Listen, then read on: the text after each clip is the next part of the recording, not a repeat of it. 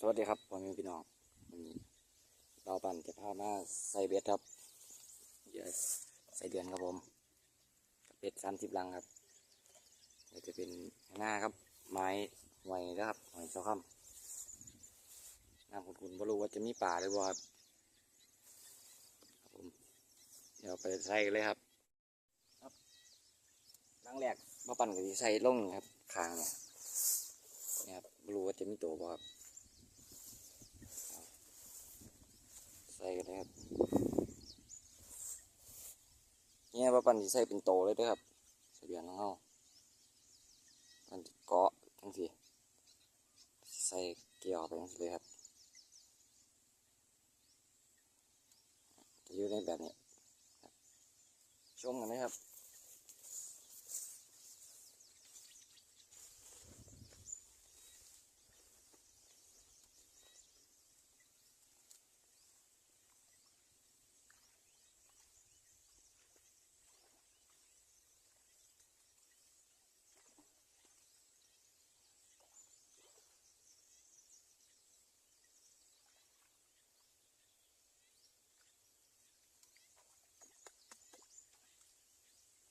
ครับผม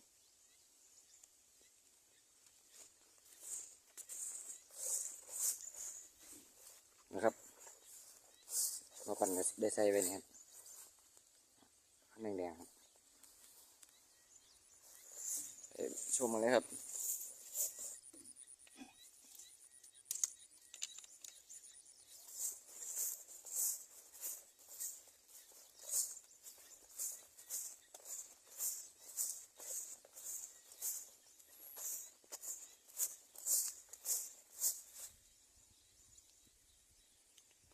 มาปั่นก็จะใส่ไปนี่แล้วครับ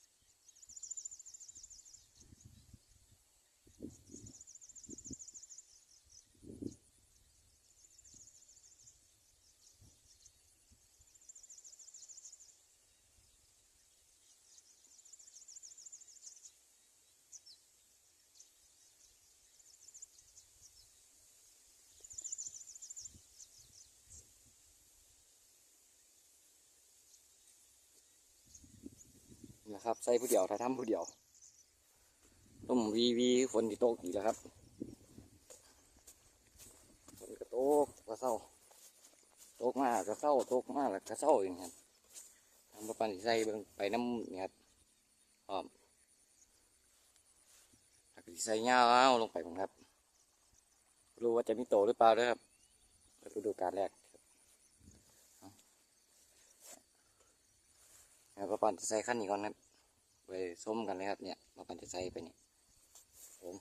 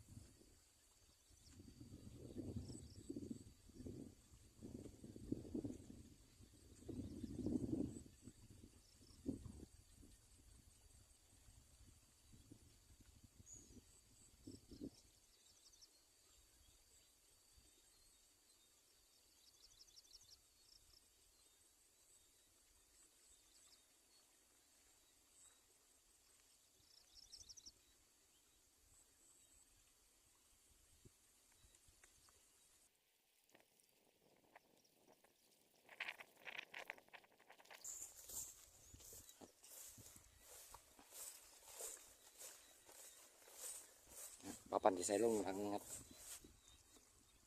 ตัวหนานี่เลยครับ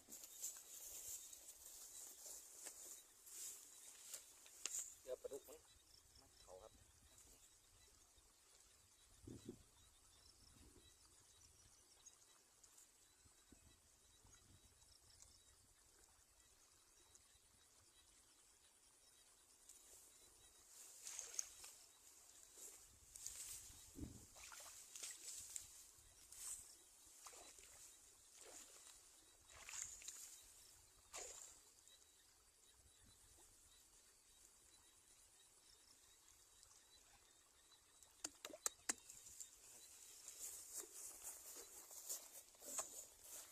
แล้วปลาปั่นขออนุญาตใส่เด็กวันนะครับ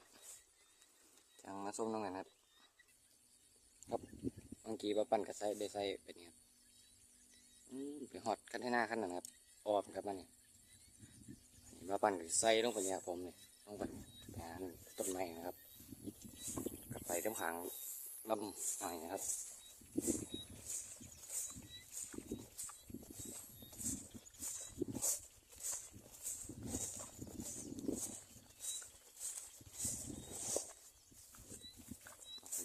ใส่ในซองนะครับเนี่ยในซองนี้ครับ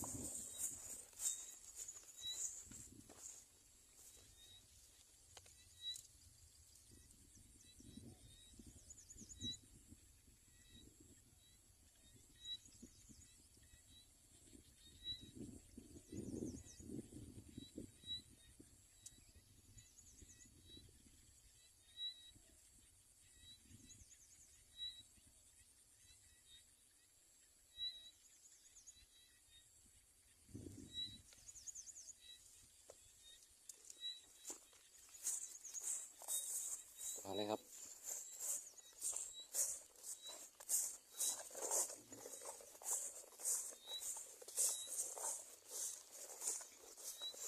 เหมือนปลาปั่นมาตอนนกนี่ได้ยินสวบอยู่หันนะครับอยู่หน้าให้นะครับน้ำยังบ่ไหลปานนี้ปลาปั่นมาตอนนกฝนตกมาเมื่อคืนนี่ครับน้ำขึ้นมาเนี่ยตกมาพัดเที่ยงไปสองไปสามผมว่าเข้าครับ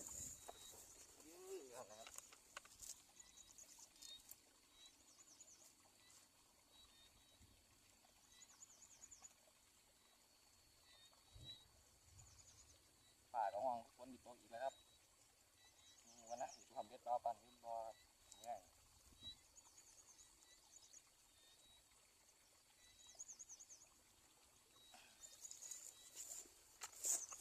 สิมันเองครับเปิดฤดูกาลแรกเนาะครับมันก็ยังป่ามันขึ้นมาหรือยังครับนี่ครับปลาปั่นจะใส่กันเป็นยังไงครับผม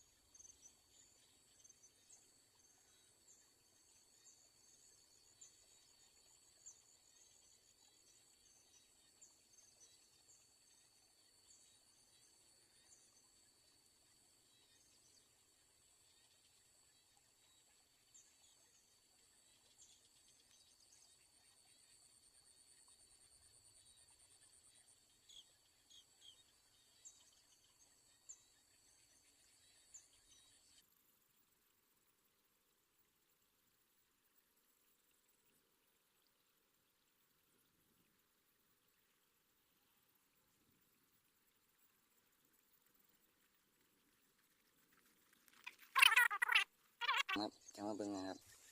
ใส่เบ็ดเสร็จเมื่อกี้นี่ครับฝนลิ้นมาบัดนี้ครับน้ำที่บนร้อนเบ็ดผมบ่เนาะครับแรงนี่มาอีกแล้วฝนเนี่ยติดตามรับชมกันเลยครับฝนก็ลิ้นบัดนี้แป๊กแป๊กนี่แหละครับผลงานที่บ่าวปั่นไปใส่เบ็ดมาครับใบทายไปครับฝนมันตกแห้งบ่าวปั่นก็เลยกู้เบ็ดมาครับได้นะครับผลงานครับ